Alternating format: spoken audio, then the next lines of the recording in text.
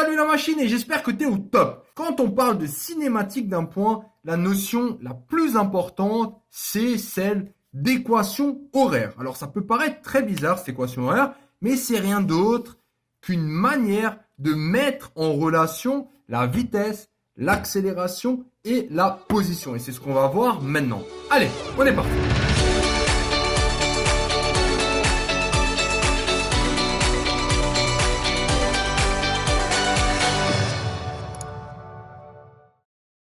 Alors, on a déjà vu dans une autre vidéo sur la cinématique d'un point le lien entre position et vitesse. Alors, je te conseille vraiment d'aller voir cette vidéo, ça va pas te prendre très longtemps, au moins que tu comprennes vraiment quel est le lien entre la position et la vitesse en un point, donc la vitesse instantanée. La conclusion de la vidéo, c'était que la position, si on la dérive, donc si on la dérive, on tombe sur la vitesse. Et du coup, dans l'autre sens, vu que bon, tu le sais peut-être pas encore au niveau des maths, mais l'inverse, entre guillemets, de dériver, c'est faire la primitive. Primitive. Donc, c'est ça. Donc ça, c'est les deux liens. Ça, c'est des outils mathématiques. Donc là, on a déjà un lien entre position et vitesse. Et je vais maintenant aussi introduire le facteur accélération. Donc le but, c'est vraiment d'intégrer l'accélération dans ce mécanisme. Regarde, mets-toi dans une voiture. Okay ? Si tu regardes par la fenêtre, tu vois la trajectoire des choses, les choses qui défilent. Si tu regardes le compteur, tu vois quoi? Tu vois la vitesse. Et en fait, l'accélération, pour que tu comprennes, c'est un changement de vitesse. C'est-à-dire dans les deux sens. Si tu accélères, comme quand je te parle accélère, quand je te dis accélère, tu vas appuyer sur la pédale, ça va aller plus vite. Par contre, quand je te dis freine, il y a aussi un changement de vitesse. Donc il y a aussi une accélération. Et dans ce cas-là, ça serait une accélération négative. Regarde, prends cet exemple.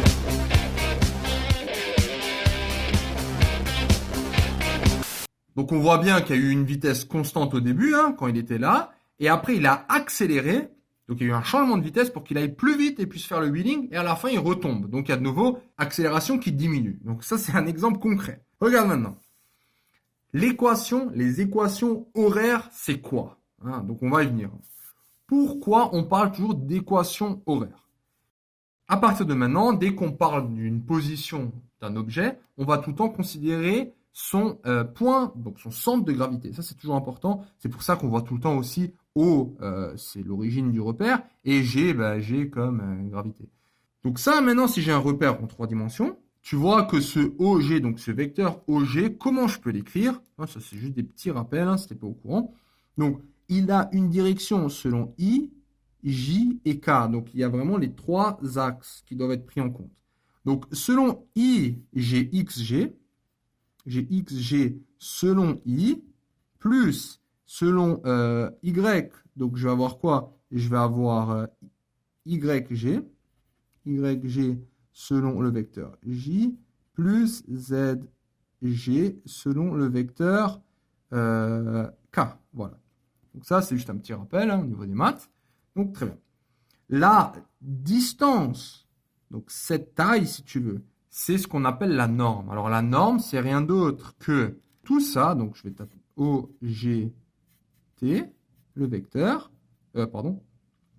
Ouais, bon, ça se note aussi. Bon, ça c'est ça. Ça en fait, ça va être juste tout ça là, au carré. Donc ça va être cela, lui là, au carré. Donc XG au carré, plus YG au carré, plus ZG au carré, et le tout à la racine. Donc ça va te permettre de trouver cette distance. Alors pourquoi maintenant je te parle de tout ça? Parce qu'en fait, une équation horaire, le but, c'est de décrire ce point selon X, selon Y et selon Z. Alors, ça paraît très compliqué le truc. Donc en gros, on veut vraiment que on ait 3 fonctions. Donc ça, c'est une fonction qui va dépendre du temps, qu'on ait 3 fonctions qui décrivent des positions. Alors oui, ça paraît compliqué. Mais alors, vu que c'est pas toujours simple, au niveau de la position, on peut se dire, tiens, mais j'ai un lien entre position et vitesse. Donc, si j'arrive à trouver cette description au niveau de la vitesse, je peux après me ramener à la position. Mais au niveau de la vitesse, c'est pas très simple non plus, parce que, voilà, c'est pas simple, on n'a pas des outils. Tu vois, je te dis, décris-moi un objet en fonction de la vitesse, c'est compliqué. Alors, on va aller encore plus loin. On va faire encore plus simple. Et on va se dire, tiens, en fait, à travers l'accélération, on va réussir à décrire une position. Hein, bizarre, hein, tu te dis, mais comment ça se fait ça? Alors, fais-moi confiance. En fait, c'est la chose suivante qui va se passer. La position, si je la dérive, j'ai la vitesse. La vitesse, si à son tour je la dérive, donc là je vais aussi la dériver, je vais avoir l'accélération. Et du coup, l'accélération, si j'intègre, hein, ou je fais la primitive, j'ai la vitesse et après j'ai la position. Donc ça, c'est vraiment le lien qu'il faut comprendre. Et moi, ce que je te dis, hein, je te demande de me faire confiance pendant 2 minutes, c'est que trouver l'accélération, c'est ce qu'il y a de plus simple. Le plus simple, c'est de partir sur l'accélération. Et c'est ce que je vais te montrer maintenant. C'est vrai qu'on peut douter pourquoi l'accélération, mais ça vient de la deuxième loi de Newton. Voilà. Maintenant, tu sais tout. Alors, qu'est-ce qu'elle dit, cette deuxième loi de Newton? En fait, elle dit la chose suivante. Elle dit que la somme des forces extérieures est égale à la masse fois l'accélération. Bon, ok, pourquoi pas, tu vois.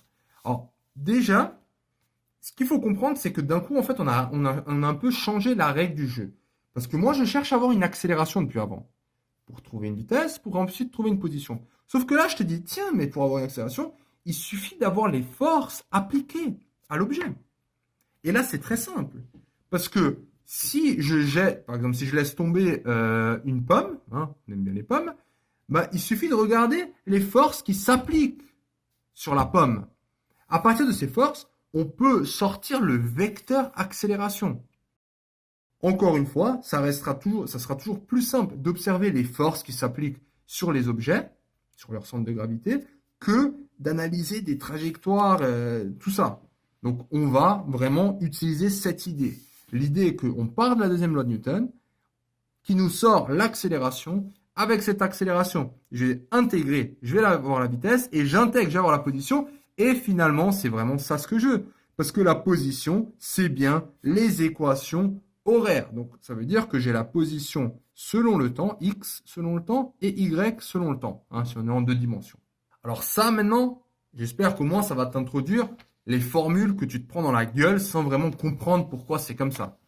Parce que les formules, hein, là, t'es servi. Regarde, du calme. L'accélération et la vitesse. Donc, accélération instantanée et vitesse. Quel est le lien? Donc, le lien, c'est rien d'autre que justement la primitive, hein, c'est-à-dire la dérivée. Donc, l'accélération, donc pour trouver l'accélération selon x, donc là, on va noter ça comme ça, l'accélération selon x de t, ça va être la dérivée de quoi? La dérivée de la vitesse selon x aussi de t sur dt. Voilà. Donc ça, c'est ce qu'il faut comprendre. C'est que l'accélération selon un axe, c'est la dérivée de la vitesse selon ce même axe. Et on dérive toujours par le temps. Ça veut dire quoi, dériver par le temps? Ça veut dire que maintenant, si je te demande de dériver 2t, bah, la dérivée, ça va être 2.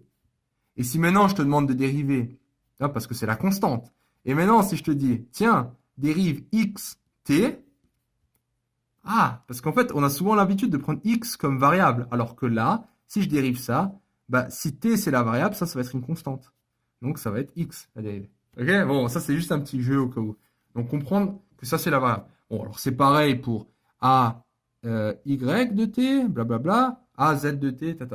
Donc de manière générale, le vecteur accélération, c'est égal à la dérivée de la vitesse. C'est ce que je t'ai montré avant. Donc ça c'est juste formellement au niveau des formules en fait. Au niveau de l'accélération, en fait, on sait ça, hein, que l'accélération, donc c'est la dérivée de la vitesse donne l'accélération.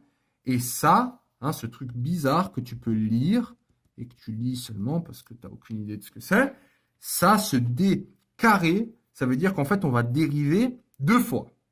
Alors là, c'est le d qui prend le carré.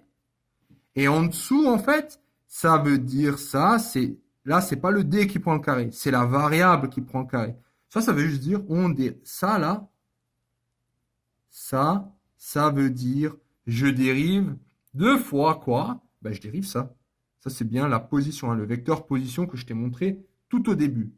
Donc, je dérive ça, encore une fois, par rapport au temps, parce que ce vecteur aussi est par rapport au temps. Donc, au niveau des vitesses, hein, et après, on aura fini, ça veut dire que je dérive, hein, selon x, la vitesse, et je dérive la position. Hein, la position, souvent, on dit que c'est x et y, les z, hein, voilà.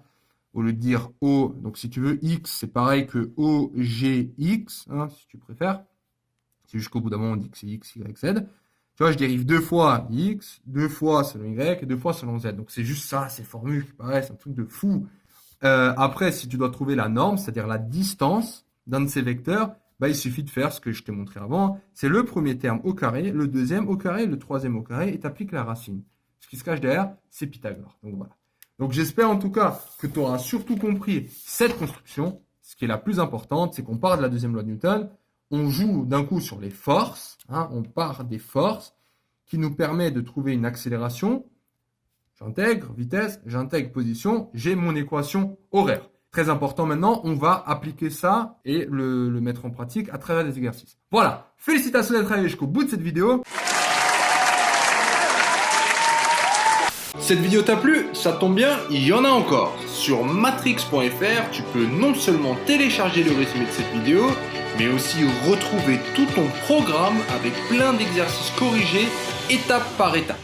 Tu peux aussi défier tes amis dans des jeux et te mesurer à la communauté Matrix pour gagner un cadeau tous les mois. On se retrouve sur matrix.fr.